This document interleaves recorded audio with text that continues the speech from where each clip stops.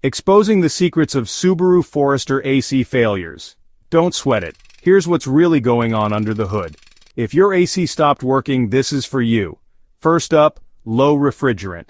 If there's not enough refrigerant in the system, the compressor can't do its job. Leaks are the usual culprit. Think worn hoses or seals letting that precious cold air escape. Next, electrical issues.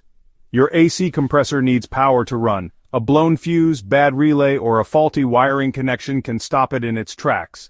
Then, there's the clutch. The compressor clutch is what turns the compressor on and off. If it wears out, the compressor won't kick in, so you get nothing but warm air. Don't forget about the pressure switch. If this small sensor detects pressure that's too high or too low, it'll shut off the compressor to protect your system. That's a safety feature, but it can leave you sweating if there's a malfunction. Finally, sometimes it's just age. Like any part, the compressor can wear out over time, especially if your Forester's seen a lot of summers. So, if your Subaru Forester's AC isn't working, check for leaks, inspect the fuses, and listen for the compressor kicking in.